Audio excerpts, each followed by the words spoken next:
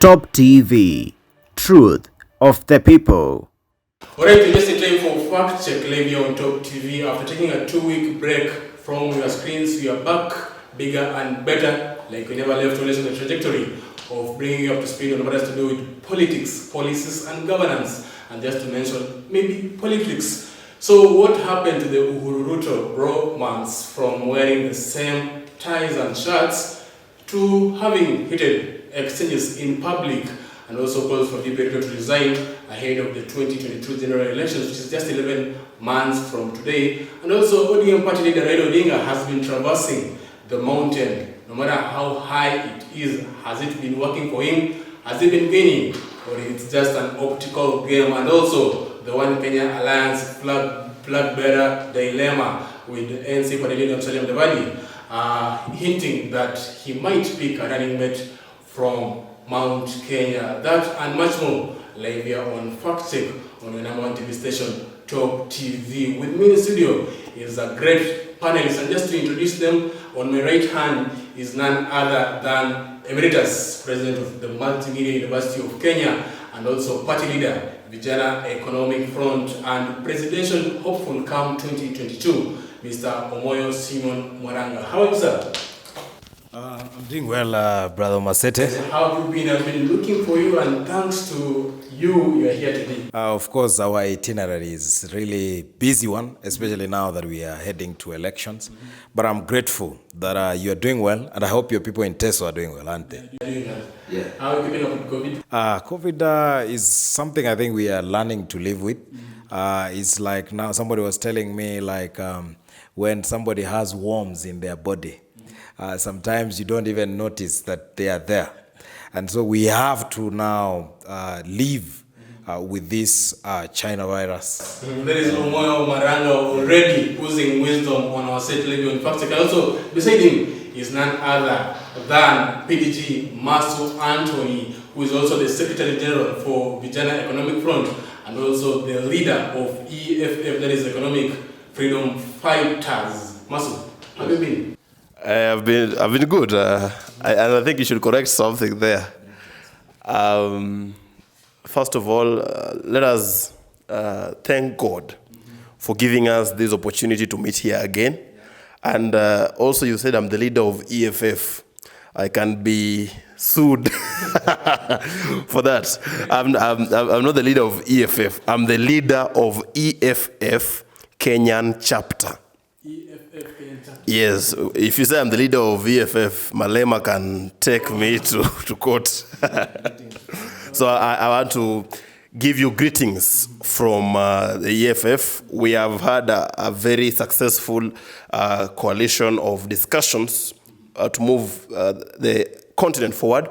And we have had a partnership between Nairobi and Gauteng province. So there we have Comrade Molefa Sehanka, who is a senior member of EFF in Gauteng province, and we have been in liaison to concentrate the effort of liberating Africa between South Africa, Kenya, and other areas of Africa. Okay, I get going. And just to start us off, maybe Omoyo, I can start with you. From the past days, weeks, and let's say even months, the political scene in Kenya has been making a lot of goods and bads. From where you sit, what do you make of the standoff between President Uhuru Kenyatta and his deputy William Ruto?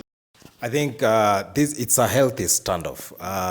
In any political season, there is always that stirring of the water.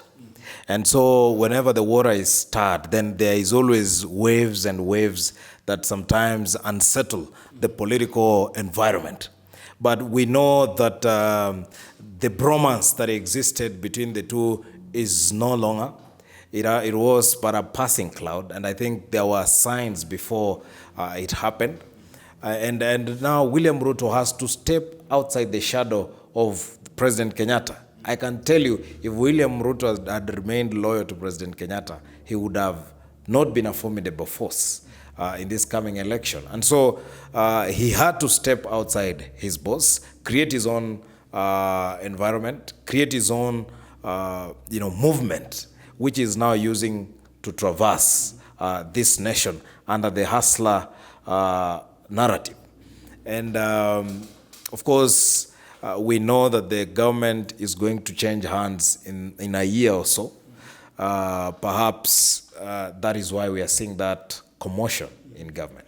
Maso, maybe you can expand on this from the stand of witness between DP and his boss. Do you think the option of becoming somebody's running mate, it will affect future decision, especially in the coming 2022 general election, on who will become a running mate? Taking a look at what DP Ruto has been going through, ups and downs, GSU officers being removed from his current office, do you think it will have an impact to those who will want to be running mates of presidential candidates? Let me give a background to that question by saying this. The marriage between Uhuru Kenyatta and William Ruto was built on a foundation of sand. This marriage was conceived at a time when Ruto was implicated in the ICC for crimes against humanity, and specifically, he was being charged with, attacking and killing hundreds of Kikuyus who had been living in Rift Valley, although those charges were put on hold for some time. So if you are a normal political strategist, it would be very difficult for you to get the same man into a meeting room to be the deputy for a president coming from the same tribe. Okay? But they made it happen. I don't know how they made it happen. So a house built on sand is destined to crumble like a mountain of beans. Rice. Yes, a mountain of beans. So that is what happened, and it was just a matter of time. It was not a matter of if, it was a matter of when.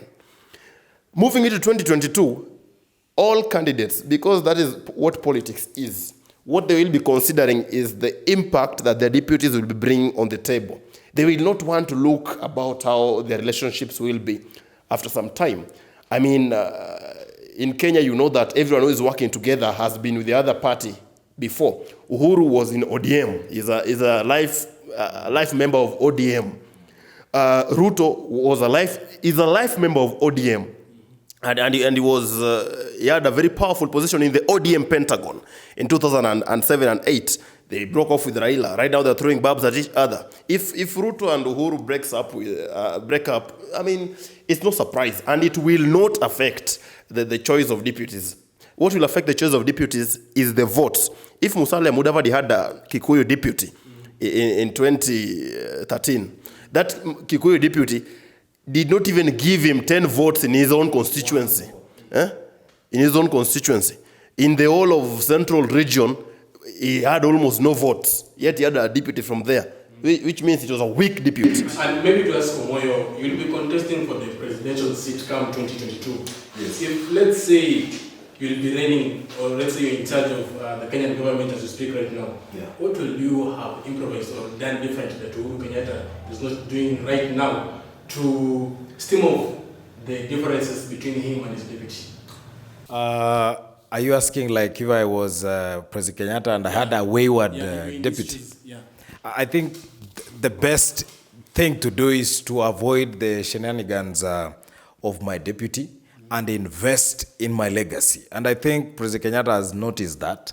And that is why right now I think he's focused on his legacy. If you follow around, the Presidential Delivery Unit is really pushing governors, pushing ministries to finish the projects that have stalled over the period. But the thing which I would firmly do, because as a party leader, and this is not as him as president, but as the party leader, you must instill discipline in the party. ODM party is strong, not because, Raila is that powerful. No, because he instills discipline. He risked to lose Ababu Namwamba as the Secretary General. He lost Najib Balala, William Ruto, Joseph, the late Nyaga, as Pentagon members. He lost Mudavadi as a Pentagon member, a running mate, just months to election. But he remained And that is why ODM has survived for 14 years. Jubilee will not survive. And that is why actually it's crumbling on its own shell. And the way you're saying, the bromance between William and Uhuru Kenyatta, I don't think it's the sweetest romantic story in politics in Kenya. I think the ODM brigade in 2006 and 7, when even Uhuru Kenyatta, William Ruto, Raila Odinga were in the same alliance. This, I think, was the sweetest political alliance and political romance of that time. So seeing that the two are taking different positions is actually nothing out of the planet. Now, also coming to you, are political parties just special purpose political vehicles for elections only, and once they are elected into power, I mean, they don't mean anything. Take a look at Jubilee. It's already over, if not over. And also can give an example of PNU, where Moi Kibaki was the party leader. I mean, what do you make of our political parties? Are they that strong and adamant to the extent that they can sustain even, let's say, 30 years? I can give an example of ODM that has been very strong. I can give credit to it since 2007 up to now. ODM is still there. So what do you make of our political parties in Kenya? Political parties are based on a basic ideological line. That ideological line is what is followed through all its dealings with the citizens and with the government. ODM at its formation was a hustlers party. It was a unga party. It was a Mwananchi party. It was a Mafuta Taa party. Its goal was to bring the government closer to the common Mwananchi, okay? And that is the platform on which Raila Odinga campaigned for all those years for presidential election. Most of these other parties are based on other emotional issues, okay? So say Jubilee, for example. Its bottom line was Mambo ya Badilika. There wasn't a clear catchphrase or a clear ideological point of view that was being pushed, okay? Same as NASA, okay? So for those parties that don't have a clear ideological standpoint, it is actually very difficult to sustain them, okay? But let us look at ODM, for example. The only discussion you can come up with when attacking ODM is that you are running away from your ideology because they're expected to stick to their ideology, okay? Because that is what forms a political party. Democratic Party has a clear ideology. The Republicans have a clear ideology. That is what a political party is. So as Kenyans, let us start rethinking how we formulate our parties, not just the larger manifesto, but the bottom line. What do you stand for? What is your ideology? If there is an MP who is elected through this party, that is why even EFF, which we are in partnership with right now, is pushing boundaries, and they're marching to power, okay? And we are clapping for them because we are happy. Because they have a clear bottom line. They know what they want. They want repatriation of land to Africans. Yeah, okay? Now coming to you, Moyo, you're a party leader for Vijana Economic Front. What makes VF different from other political parties? What makes it to stand out? VF is a movement that is going to liberate our country. And I am the president of that organization. And PDG Masu is our Secretary General for this movement that is going to change this country. And we are beginning slowly by slowly. And I can tell you from here where we are broadcasting from, here in Karen Ward is going to be liberated by a VF member. Langata constituency, where I hear they are trying to bring wash candidates, and I hear the Honorable Joshua Kutunyi perhaps would be coming in Langata. But I'm telling you, he is going to face a VF candidate, and our Secretary General is going to vie for Langata constituency. Now, this is our ideology, basic ideology. Let me give you a simple example. Posta Kenya is one of the largest parastatal in this country. In the United States, an equivalent of Posta is the largest earner of revenue in the government because Amazon has to use them. eBay has to use them. All these online shops have capitalized on the infrastructure that Posta Kenya uses. But what happens to our Posta in Kenya? I know you come from Trans Nzoia. Down there in Saboti, just a kilometer from your home, there is a Posta office. Yeah. VEF is going to ensure that we use our institutions, empower them. Like with online, the coming of the online, frenzy, some of these institutions should be doing very well. Our tourism in this country is so pathetic. And you find the tourism minister in this country posting photos of our rhinos having, I don't know what is happening with this country. But what I will do in this country is we must enforce a curriculum that will enrich patriotism in this country. You don't go to the KWS because nothing has been taught to you about our national heritage in terms of what we have in natural resources. You tell today some of your crew here to go and fight for us, recruit as GSU members to fight even in a war that is the looming war with bandits in Laikipia. They can't go because there is no patriotism. Like, our young men and women cannot fight for this country. But I want to tell them, do not give up. There is a generation that is coming, and we are the people. Wherever you are, in that small sphere that you have influence, like now you, Papa Abel Omasete, if you are to take this work that you are doing seriously, there are people watching in the United States, there are people watching outside, the African diaspora.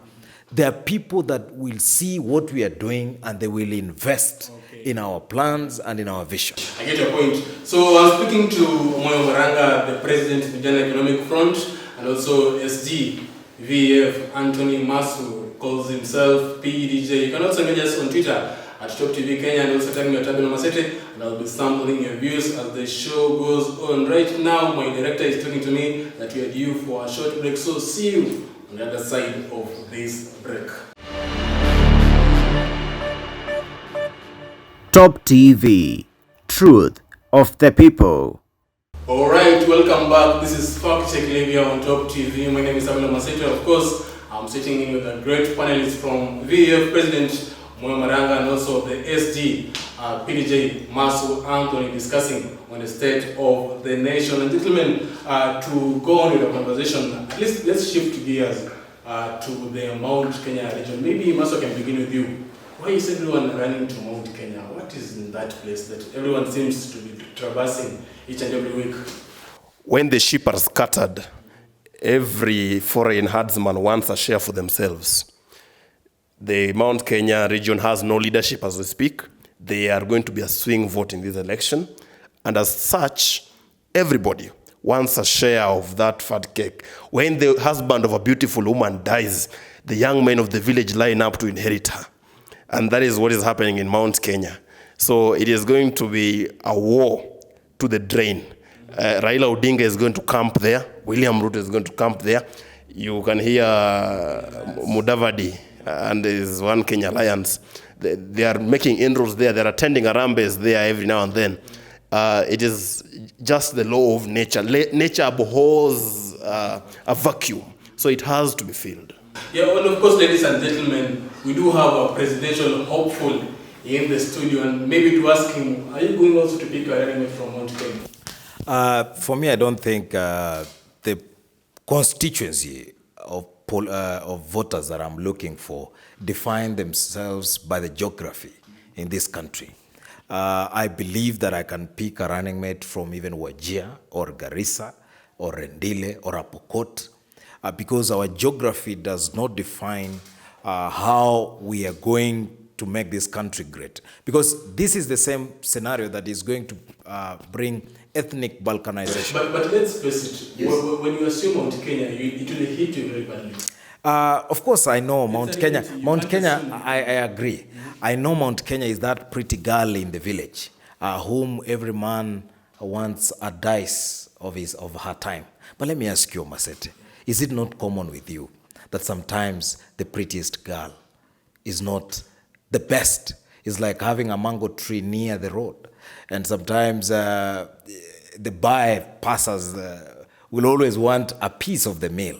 And so for me, I don't think I'll be going for a candidate because of the geography where they come from, if I believe that choosing Diana Marwa as my running mate, she is going to bring something to the table that will influence my generation What is in a this positive. thing you have with Diana Marwa? No, I have nothing to do with that. I have nothing wrong with Diana Marwa. She's just somebody I feel that can have a voice, especially as we transition into the next generation of leaders.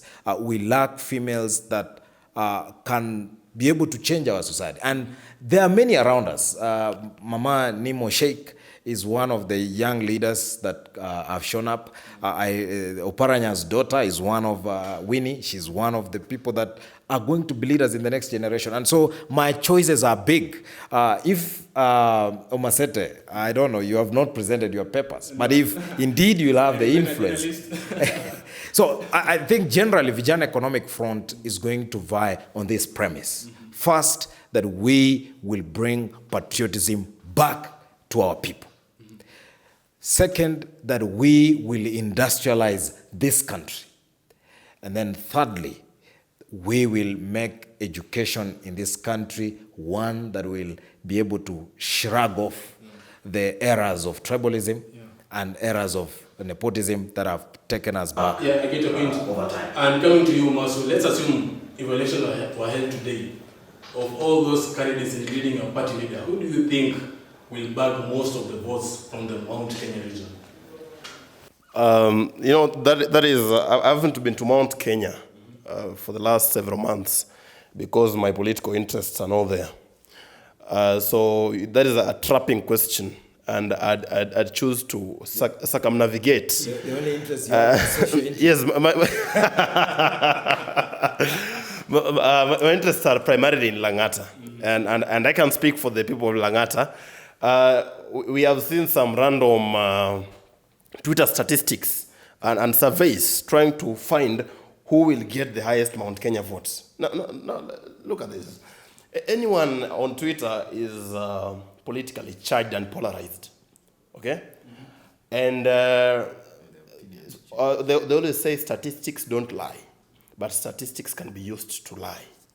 So if the opinion of 300 politically charged Twitter bloggers is anything to go by, then Ruto is going to bag the majority of Mount Kenya votes. But if you need to get the actual returns from Mount Kenya, then we need to wait for the post. And remember, we have 11 months to go. Do you think that will remain constant or it will change? We haven't had any credible opinion poll from Mount Kenya to tell us anything. I mean, they're just Twitter polls, which I'm telling you are from politically charged bloggers who are unemployed. You know, I'm a journalist who have managed bloggers. So you tell them, Omasete has posted a question on who will get the highest amount of Mount Kenya voters. Get 300 of your guys, go and vote and say Maranga is going to bag them. And that's how it works. So we don't have information on that. Omoyo Maranga, where are you? I mean, it's all about bottom-up approach, trickle down, acceleration, dynasty. Where are the youth? I think the youth are there, and that's why Vijana Economic Front, we're actually coming out strongly. There are people that are saying that we have not well settled, we are not the big names on screens, but I want to tell you that there is a silent majority. And this typhoon, when it will be emancipated, will go and change this country. A time is coming when politicians will come to rallies and no one will be turning up. They would rather tune in to Top TV and listen to Papa Wabelo Masete host Vijana Economic Front. But what my message to my fellow young people out there, kama we ni dem huko mtaa, kama we ni boys huko mtaa, we angalia Ruto anasema story na bottom up, wale wengine wanasema sijui inawezekana, hatujui ni nini inawezekana, hatujui ni nini ina bottom na ni gani iko up. The best we can do, ukianzia kule chini kwa grao, MCA wako, are you going to choose some old guy who does not understand your plight? Wewe unabuy saizi lipstick or perfume or Vaseline or Aramis, bei imepanda. Do you know that some of those things are due to the politician that you have chosen? So let us unite in our social groups in WhatsApp, in Facebook, and in Twitter, and have a conversation on who do we want to lead us, beginning from the small position, elective position of youth up to the presidency. And I'm saying, personally, I, Omoyo Maranga, God willing, will be a presidential candidate 2022. Join our website, go and look at vijanaeconomicfront.org and see our manifesto. Is it something that you can buy into? If it is not, then what is it that we can be able to change? How can we bring that sense of belonging back to our people? Okay, Omoyo, I get your point. And also you, dear viewer, you can also continue sending in your tweets at Abel Omaseti and Top TV Kenya using the hashtag FactCheck. And of course, we'll be sampling them as the show goes on. Masu, shifting to the One Kenya Alliance, they seem to have a challenge, a dilemma in identifying their flag bearer. Do you think Oka is a formidable force to watch come 2022? Formidable where? Formidable for who? They have Kalonzo, Gideon Moi, Musalia Mudavadi, Changula. I've not heard you mention votes. I don't know, you tell me. You have to have votes. You don't go to set out with names. You go straight out with votes. Huh? So if Mudavadi has vied before in this country, we know his pedigree. Even Raila beat him in his own backyard. Kalonzo has vied before. We know that. We have Kalonzo Musyoka. We know his pedigree. And the problem with that alliance, first of all, is lack of leadership. Okay? When leadership should be projected, they project greed and lust. They don't even know who should be where, going for what. Okay? Let us look at the background of these politicians.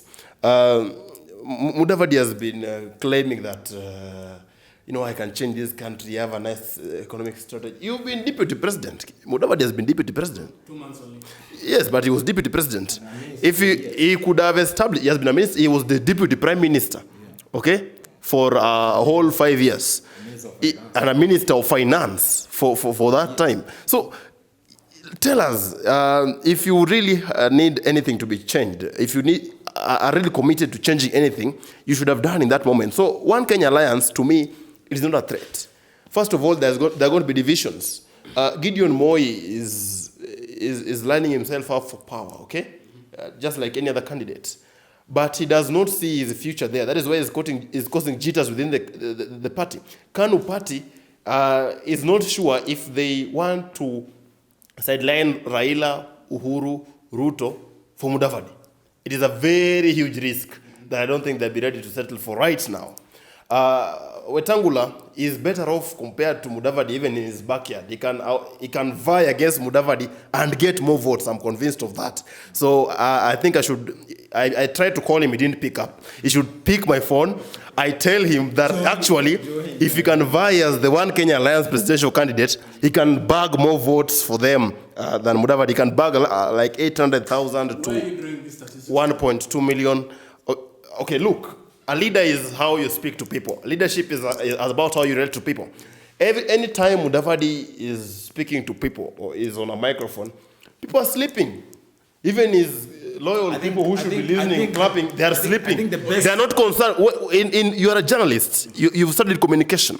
When you are speaking and somebody is sleeping, it means they don't care about what you're saying. It means they don't care about you. It means they are so impatient. They want to get out of there as quick as possible. Omoyo Maranga here can actually fare better as the presidential candidate for Oka than Mudavadi can do. Okay, you've spoken about Mudavadi. Okay, let's speak about Kalonzo. Kalonzo Musyoka, I know him. He has that ambition, and he has not brought it forward. So I don't think he's going for president. But also what I'm not sure of is if he would allow Mudavadi to pick a vice president from the central region and have him hanging there. If Mudavadi is going to commit that, which is okay, he's used to committing political tactical blunders, and is about to commit another one here, going to Mount Kenya and sidelining the likes of Kalonzo. Raila was settling for Kalonzo because he has a rich support from his backyard, and he has controlled that ground for years successfully. if Mudavadi is going to sideline him and go for a Kikuyu vice president, we won't tell him no. Okay, I get your point. Omwe Marange will be contesting for the presidential seat and the rest to succeed Uhuru Kenyatta as Kenya's 5th president. Yes. Do you think he'll beat on Kenyans? And why? And I wish they give me Musalia Mudavadi because as PDG has said, he does the best political lullaby. That if you would listen to his speeches, you would easily fade out and wonder whether you are in Kenya or in the Bolshevik Republic. But let me say this. I, as Omoyo Maranga, am bringing a new debate on the table. And the debate I'm bringing is that we must choose our leaders also on the pedigree of the generation that they represent. If we have been giving you leadership for all these years and you have not delivered unto us, the question we are saying is, as a generation, is there something new we can bring on the table? Omoyo Maranga may not win 2022, but I can tell you we are setting a discussion that and telling our young people wherever you are, and including your crew members, they have promised that they will vote for me. This is somewhere I've already scored more than Oka candidates or whichever candidate here. And this discussion is something, you see, a government is a large bureaucracy. You don't need an angel actually to lead this country. You don't need experience or some pseudoscience knowledge to come and lead this country. If you just ensure that this bureaucracy is integral, that this bureaucracy has honesty, that this bureaucracy is corruption-free, that this bureaucracy is less nepotic, that's all. If Omasete Ateso can come and become a director general of KFCB, and we don't politicize, say, that position and say, how comes that Ateso, who perhaps his mother is from Uganda, ruling us? If we will de-ethnicize our politics and sanitize it, I can tell you there are millions and millions of good Kenyans in this country who can lead. Let me give you an example. As you wind up. Yeah, as I wonder. Yeah. Do you think Papa Fred Matiang'i, the CS of Interior, but formerly Interior CS of Education, he was the best, we can say, a good CS of Education because he's Matiang'i? No. There are good men and women in the Ministry of Education who advised him, and he heeded to their advice. John Michuki, former Transport CS, was not the best that Kenya has produced of men, that now he had to give us the best policies. No. It's only that he listened to the advisors. We have very intelligent minds in these bureaus of the country in various positions, but the problem is usually the political class. The political class who are dishonest, the political class who are corrupt, who do not allow hard work to be rewarded by Kenyans. And gentlemen, we are out of time. As we wind up, maybe Masu, I want us to speak about Kenya's constitution. 11 years since it was promulgated in the year 2010. What do you make of it? Well, I thought you were going to come about the Langata issue, but the Kenyan Constitution 2010 is a very comprehensive constitution, and there are tweaks that can always be done on it to make it nice. I mean, if you build a very strong house, it does not eliminate the chance that you might have to paint it to look very attractive. And that is why we always have constitutional amendments. Let's just give the example of Switzerland. In Switzerland, they have about 10 referendums every year, okay? And they choose the president after 1 year, okay? It's a very involving political cycle. Every citizen is involved in decision-making through that. So let us not demonize referendums, first of all. We demonized BBI. We opposed it because it did not bring anything concrete. Let me give you something concrete that I would have loved to get from BBI. Yeah. For example, as we campaign on our platform in Langata, we say Fagio la Chuma. So if BBI was bringing a Fagio la Chuma, what does Fagio la Chuma mean? Fagio la Chuma means we are proposing a bill to reduce the amount of time for which corruption cases are heard. If Abel Omasete is produced in court over a case of corruption, within 1 week, that case should be determined and it should be known whether Omasete has been jailed. If found guilty for corruption, there should be no option for bail. There is no justice for injustice to other people, okay? If you are found corrupt, we should employ the tactics that have been used by countries which successfully weeded out corruption. Like when there's a former MP, I won't mention his name, was found guilty and was told to pay 500 million. For what? Take that man, shoot him in public, let him be an example. Let it be an example to people. So that is what we wanted for an amendment into the Constitution. Otherwise, if you cannot bring those radical issues that can weed out problems, then we are okay with our Constitution. Okay, I get your point. Now coming to you, Moyo, the BBA bill, it has been thrown out of the court not once but twice. Yeah. What do you think of Kenya's Constitution in reference to BBA and also the court summons that especially President Uhuru Kenyatta has not been obeying, plus also a number of state officials? I think we have one of the most progressive constitutions in our country. But as we have always said, a new house, a house you have built, the structurally built can always be redesigned. You can always add a wardrobe. You can always add where your wife can have a mirror, where it was not. And we can improve this constitution over time. There is no problem with that. The problem is with BBI, we were given BBI like polio vaccine. Like you were forced that you must drink this vaccine. It is medicine without knowing with what it's going to cure us. And that's why BBI has had a problem even in the judiciary. It has failed twice, and perhaps it may fail the third time. I think what we need as a nation, and this is where we as young people, as much as we are creating memes, as much as you're posting videos of, funny things, we need to hold the presidency to account. When you're not obeying the Constitution, let us highlight this, not only the presidency, but any person or agency in this country. We must respect our rule of law. Within the Constitution, if you act against the Constitution of this country, you are going to create anarchy. So may not be immediate, but over time, anarchy will be the principle. Now, Masu, as you give us a parting shot, you can add on this question. You will be contesting for the Langata parliamentary seat. Why Anthony Masu and not the other candidates? Fagio la chuma. It is an iron broom to sweep illegal elements out of the way and create room for Mwananchi to be a leader. What I'm bringing on the table is not an Anthony Masu leadership. It is a leadership of the people. The people lead, and we only sit there to direct and make sure that it is done properly. Secondly, as a parliamentarian, Langata is Kenya. Langata is Africa. I'm passionate about Kenya. I'm a patriot, okay? And we want to use the Langata opportunity to give an example of what leadership should be in the country. We have aligned bills to improve every little sector of problems that you can imagine in Kenya, okay?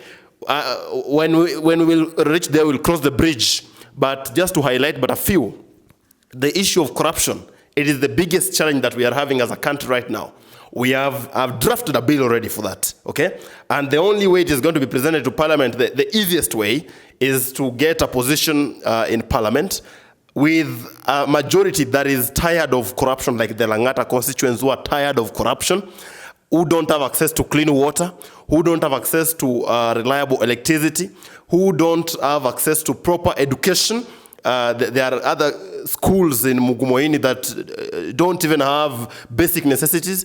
And by correcting these things and weeding out these elements of dirty leadership, that is the only way we are changing Langata, we are changing the country, and we are changing Africa. I get your point. Now, finally coming to the General Economic Front Party leader, Moyo Simon Maranga, of course, who will be contesting for the presidential seat in the coming next 11 months. Now, Moyo, as the head of executive, as the head of government, as the commander-in-chief, what will you do different if elected? Unlike let's say you are the predecessors, who have served against you, that is, as in before you, that is, if you will be elected, what different will you do from other presidents? My mantra will be visit Kenya. Visit Kenya. I'm speaking to the black diaspora from Brazil in Holo Belezonte to Canada to Australia. Visit Kenya. Papa Abelo Masete. Our largest foreign income earner in this country is people from the diaspora.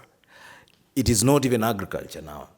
Now, what I'll be pushing is that we must speak to our black Africans. Whether you are a native by Africa, but as long as you are dark-skinned like me, an Ethiopian, the Bible says, can an Ethiopian change his skin?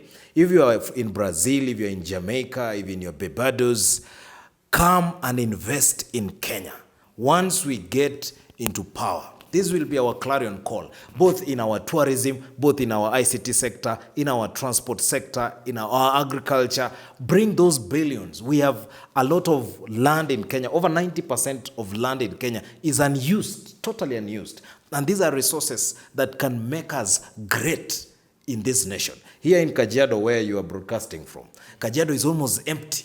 But what if we had the billions invested by our African people in the diaspora, whether you are a Kenyan, whether you are a Zambian, a Gambian, a Jamaican, a British, come and invest in this beautiful part of Kenya. We call it the Black Savannah.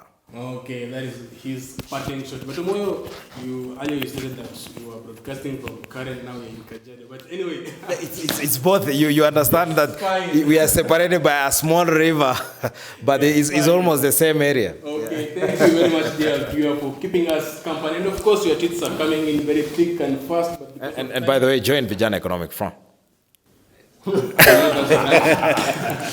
I really do asking of questions. So thank you very much for keeping us company. Also on behalf of those, our cameraman and director who have made this program possible, I want to say thank you very much.